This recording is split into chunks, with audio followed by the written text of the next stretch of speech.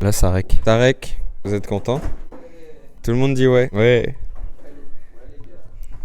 Bonjour. On est dans les ateliers d'art. Je me faisais chier parce que je suis avec des gros cons. Non, j'ai fait un tableau que j'aimais bien, qui est juste là-bas. C'est le truc rouge. Je vais vous le chercher.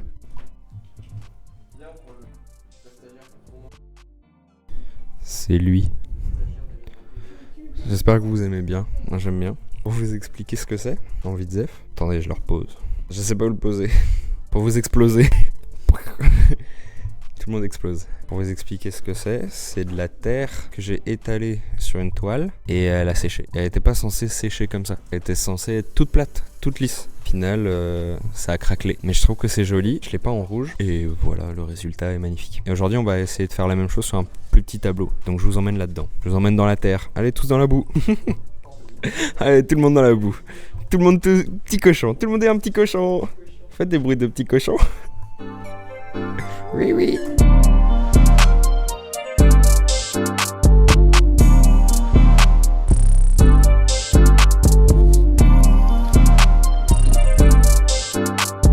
Bonjour à tous, c'est à moi, c'est moi. Je suis ici dans ce petit écran et aussi derrière, quelque part.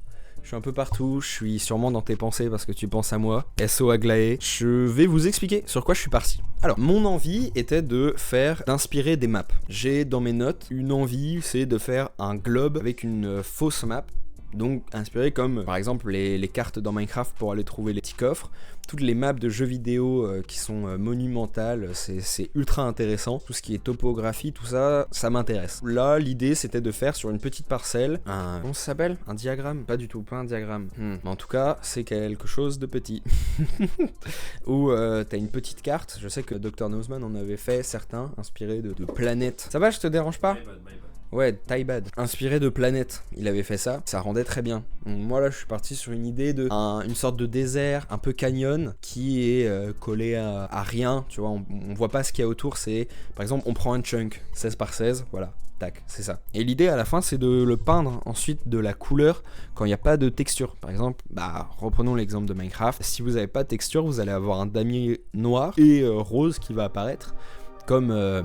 texture de secours. Là je voulais faire la même chose.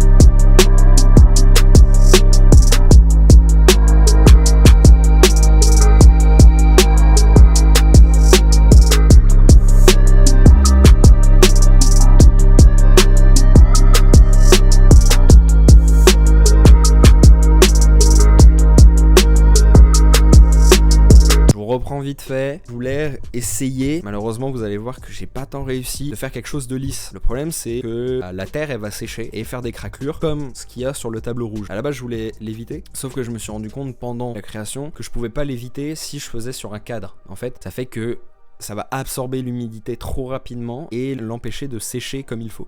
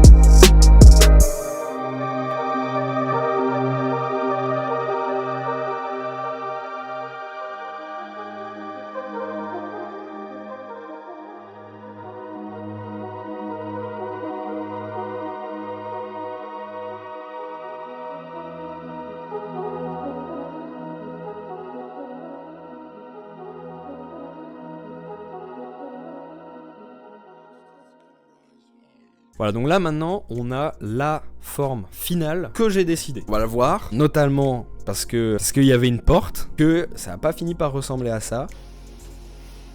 C'est cassé. C'est cassé. C'est cassé. Et qu'on a un peu dû faire avec les moyens du bord. Et donc après avoir fait cette forme finale que moi je trouvais géniale, je me suis dit on va passer à la peinture.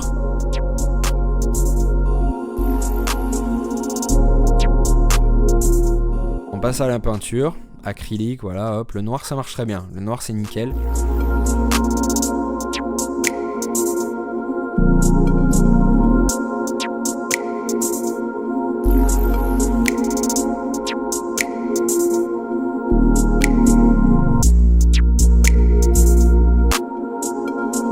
Voilà.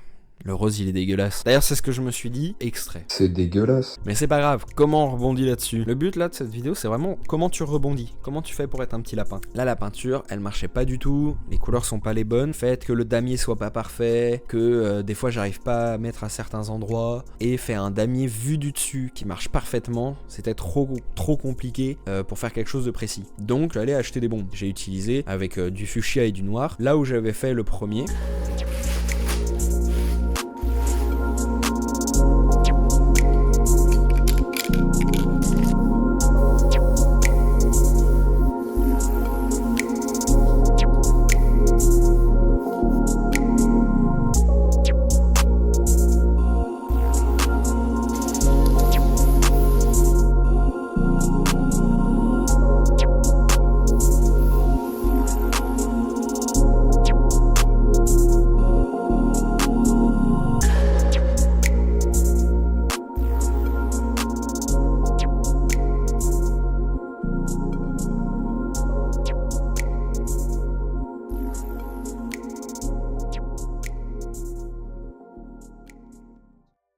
Donc voilà, c'est maintenant la fin de cette vidéo. J'espère que ça vous a plu.